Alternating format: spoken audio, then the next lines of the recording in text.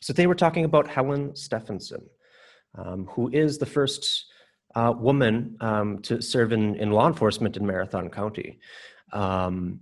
Specifically, she was hired by the police department in Wausau to be, or more specifically by the City of Wausau, to be the first policewoman or matron, or there's a bunch of weird, kind of strange terms that they, lady cop, sometimes they called it. I think by the time she was hired, it was, policewoman was what she was called for the most part. But yeah, so she gets hired. So I guess a little bit about her. She's hired in 1921. She and her husband, who is a printer, he works for the newspaper here in town. They settle in Wausau with their daughter around 1914. And about 7 years later, the opportunity to become the first policewoman comes up. She applies. And as you can see here, she gets the job. So she is the first policewoman. It's November 1921 she's hired, and her duty is to attend to the dances, public gatherings, etc., and see that order and decorum are maintained. There's a little bit more, stuff that goes on with it. We'll talk about that as we go. But yeah, this is the first policewoman here. She is not getting involved in fisticuffs with criminals or shootouts or anything like that. She's often described as being a welfare policewoman. So her goal is to kind of, we're going to patrol the public spaces. We're going to keep people safe and also make sure that there's no hijinks going on that might endanger the morality or health of particularly the young ladies of the community. So this is, as this is here, she's hired initially in November for about 5 hours a day, but they quickly find that she is, good at her job. And so, and there's enough opportunity for her to be hired. So she goes on full time in January. Also in September, 1922, they give her a stipend, $10 a month to use an automobile in July and August. So that's a fun addition. So to understand, I think it's important to step back and talk about why we have a policewoman. What prompts them to decide, we need, this is the time to hire a woman in law enforcement, even in this context. And it comes down to sort of the changing, things that are happening. Remember, if you're familiar with this history, in the 1800s, there's these separate spheres for men and women, in which women are expected, the work that they do is in the home. They're raising the children, they're cooking, cleaning, doing that sort of stuff, and maintaining the house, spending, budgeting and doing all that stuff. Whereas men, industrialization makes it so that their work is not in the home, but outside it. So they go out and they, work at a factory or at a shop and consequently, there's this idea that women are in the home. That's the boundaries of the home is the boundaries for the women's sphere, and men take care of everything else. They'll take care of the politics and the military and all of the other sort of stuff that happens out there. And this develops into sort of a philosophy that, the reason that this is the case is women should, because the home is safe. It's at least it should be ideally. It's not as complicated and evil and all the bad stuff that happens outside of the house, because women are there's this idea of the myth of feminine fragility, that women are going to get overwhelmed if we let them out into the public spaces and engage with all the difficult stuff. So we need to protect them. But by the turn of the century, you start to see this new woman arise, and specifically in 19-teens and 20s, you see the rise of a whole different group of women who are bucking this tradition. They're tearing around the streets in bicycles. They're gathering in clubs. Whether that's a literary society like these ladies are, or a homemakers club. And you might not think a homemakers club, where they're getting together to talk about how to be good housewives and mothers, trading jam recipes and things like that. The context there, they're not it's not revolutionary, right? They're not talking about political issues or trying to, further the cause of women, but just the fact that women are getting together in the early 1920s outside of the home and they're talking to each other and doing these things, that's pretty revolutionary. And they're out in the public space. That's the kind of important thing. And then you combine that with the cultural changes of the youth, where they are, if you're a teenager in the late 19-teens, there's this culture of going out and boys and girls are socializing together. They're going out to dances and to sports events and all that sort of stuff. And so when the 1920s hit, there's this possibility of youths rebelling and going out to dances and dance halls and things like that, or even just to take part in events like the Winter Frolic 1927. They're just going out and being part of the civil life. It's not necessarily like sneaking out and going to a dance hall. It could just be going out and taking part in the events that the community is putting on. And so this change is good and bad, for various reasons. One of the problems that it creates is this society that had developed, the infrastructure, the institutions, had all kind of developed with the idea that men and women would not be in the public space together, that women would be in the home. And for the most part, even though they're starting to work in larger numbers and they're getting out and socializing and things like that, women aren't necessarily, like, great example of this is the courthouse, the battle over the courthouse grounds. So for a long time, this bandstand, this was on the grounds of the county courthouse. It actually predates this building here, which was built in like 1890s.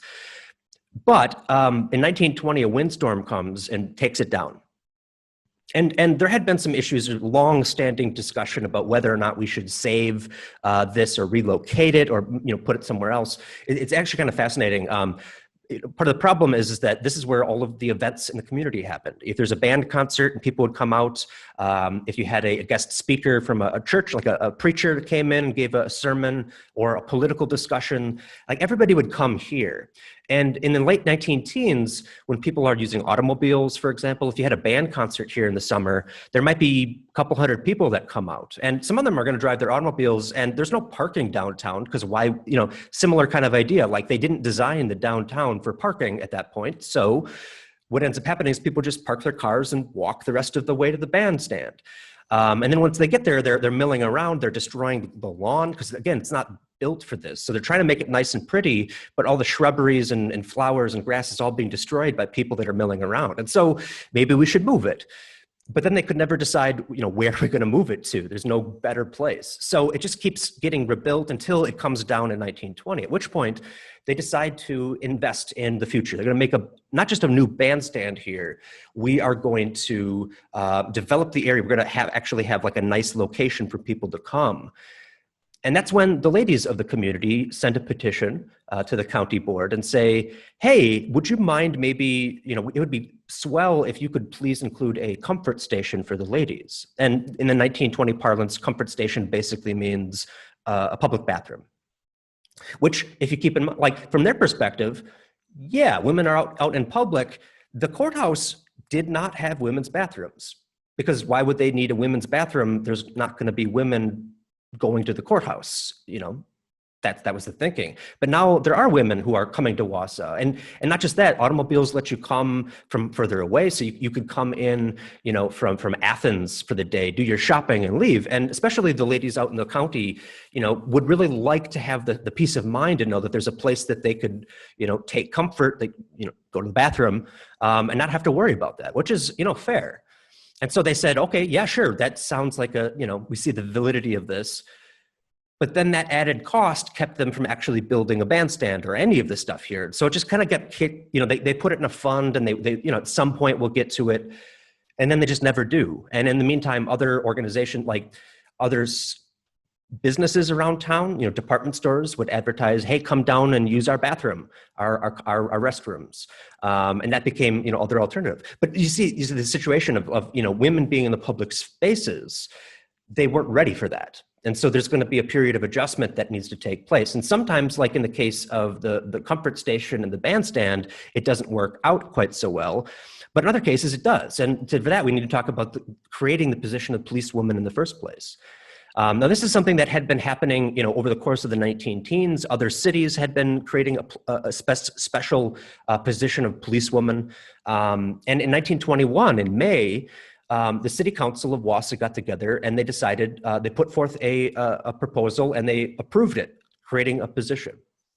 Unfortunately, the mayor vetoed it. Not long after this, which caused a bit of it, and his reasoning was largely that it was financially not something that they were ready for. I mean, it was only $100 a month, but that wasn't factored into it. And ultimately, I don't know how Mayor Flatterer, actually felt about the issue, but I would be surprised if there wasn't a consideration of maybe it's better not to do anything rather than offend somebody, and we can just say it's financial reasons. But what ends up happening is the women of Wausau show up at the August meeting. There's 3 of them that leading women, and they bring a petition signed by 600 women in Wausau saying, we really regret that the mayor felt he needed to do this. We would like him to reconsider. And again, women are out in the public, and now they're voting. So now we have 600 constituents who are voting. And so the mayor wisely sees the error of his ways and decides, okay, well, maybe, and then lo and behold, about 2 months later, we have the creation of the position. So what is she actually doing? Well, in some ways, she is, like I said, going out in the public spaces. She's chaperoning dances. She's going to the depot and the fair and places like that. Sometimes she's called upon to catch wayward lovers who are traveling by train, trying to get away and elope. So she would, be called, warned ahead of time, and she would show up, or maybe just, see some, 2 young kids, traveling by themselves. She would go over and stick her nose into it and politely, I'm sure. But she would make it her business to know what was happening. And in this case, she, took them into custody and basically until they could be brought back to their parents. A similar thing with, they call it women reunited after family. But basically she ran away from home, didn't like her home life. And, Helen stepped in and stopped her and, did the right thing. Also things like, she's the woman on staff. And so if there's an infant boy found, well, give it to Helen. She'll take care of the kid until we can figure out what's going on. And it's not to say that that's necessarily a bad thing. She was a mother herself, and that's certainly something that she was probably good at. But it was also, the men of the community are going to do this. And what's notable is that, this sort of job in which she is the moral police, essentially, doesn't necessarily make her, it makes her some enemies, depending on how strong. But even looking at the newspaper coverage of these early attempts, and granted, this is early on, but these are some little clippings here. I don't know why it's national news for Chicago policewomen who arrest some man who she claimed was making goo-goo eyes, and of course the man declared he was just looking at her, or that she lost a key when she was arresting someone, and so a male police officer had to come and take care of it for her. I think there's a lot of skepticism in the early years. But one of the things that again, coming out of the suffrage movement, out of the women are coming into the public sphere, and part of that sort of idea that the breaking of the myth of the fragile female, we need to keep them at home because they're going to overwhelm. That's clearly not true. But that sort of idea that there's a purity of women, that they're not corrupt like men could be. So they bring in women. Often it's framed as, they're cleaning up the city. They're getting rid of the corruption and the dance halls and stuff that bad stuff happens, right?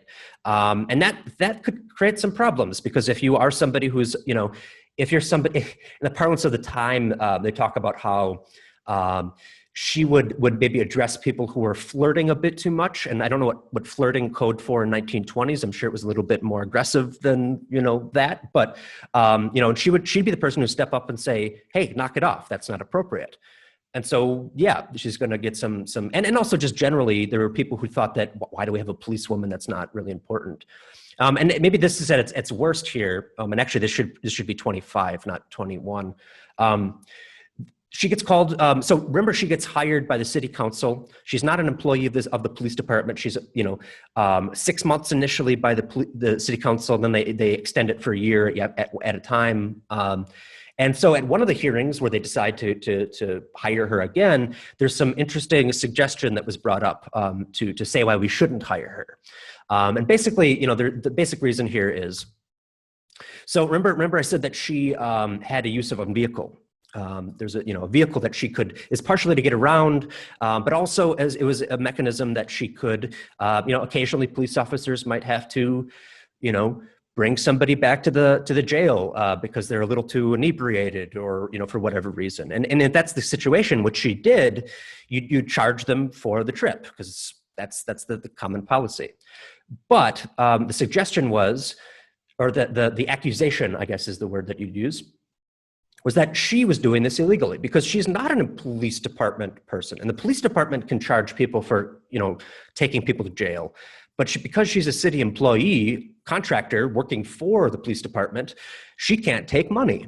And when she does, they allege that this is akin to running an illegal taxi service, for which she does not have a license. And obviously, this is a bit of a stretch, and you can see the length of this article. They talk about it a lot, and a lot of it is people, she steps up and she says, this is, she defends herself very well. They bring in the police chief and other, notable citizens who all say, this isn't fair. She's doing a great job, and you should keep her on. And so she does. And I don't want to say that like 1925 is the last time anybody, criticizes her. I'm sure that she got a fair amount of that as time went on. But she ends up basically staying on the job for many, many years until 1948 is when she retires. And I don't want to, and there's another aspect of this that I want to quick, end with is, in addition to being the morality police of making sure that, young couples aren't, there's no public displays of affection, or untoward things happening. She also increasingly is brought in to help with crime, because as it turns out, there are women that are doing crime too. It's not just crime being done to women. And as, women, are maybe need to, like, for example, there's an opportunity where she was sent out to catch a shoplifter. And it's humorously kind of played off because she ends up coming back after, spending a day out, looking for things. And she takes her coat off and makes her report to her boss. And as she does show, she realizes she had grabbed a handkerchief from a local hotel that she didn't pay for. And so there was a bit of a laugh. And the police chief said, well, you better go take that back before they send out a warrant for your arrest. So there's other stuff that happens too. It's not just, taking care of babies and catching runaway lovers. And also the other thing that I'll mention is there's a lot of people from this era remember her because the filing system at the police station wasn't the most organized. So if you really need to know something quickly, you ask Helen, because you could look through the boxes of cardboard boxes full of papers and hope that you catch that old record. But you could just ask Helen because she knew everything that was to know about during the time.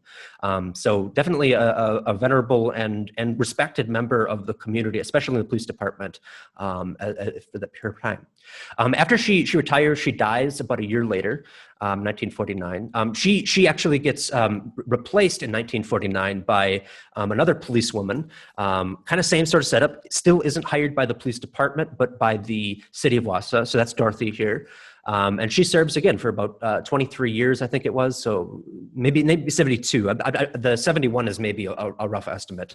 I'm not sure about that. But again, more stuff comes out. She very similarly is kind of the matron of the community, but is also brought in. I know for sure that she remembered she always had a pistol in her handbag, and apparently was one of the best shots in the police department during her time, but she never actually had to use it. Another interesting person. And when she retires in the 70s, by the end of the 70s, we start to see women being hired, not by the, as contractors for the city, but by the police department proper. I'm pretty sure about that. Hey there. Spen again. A little bit after the live recording, but I'm editing the video and saw an opportunity to just record something to drop in here to follow up and provide a quick correction. So Dorothy, whose last name I kind of shied away in the moment, and I'm still not entirely sure about the pronunciation of. I know that my initial reaction was corrected. I don't remember what the actual correction is. I think it might be Connect. So I apologize for that mispronunciation, but Dorothy, she retires in 1972 and not 1971, and it really doesn't even. Less than a month after she's retired, they've already lined up her replacement, which is Donna Skiba. Now she gets married to James Seidel about 2 years later. So for most of her tenure in the public eye, she's known as Donna Seidel, and they literally recruit her out of school. She's 21 years old, finishing up a sociology degree with some classes in criminology from the University of Wisconsin-Stevens Point. And she goes through the police recruitment program at the NTC, where she actually graduates at the top of her class. They jokingly call her professor because she's the best in the class, and she goes to work again for the police department.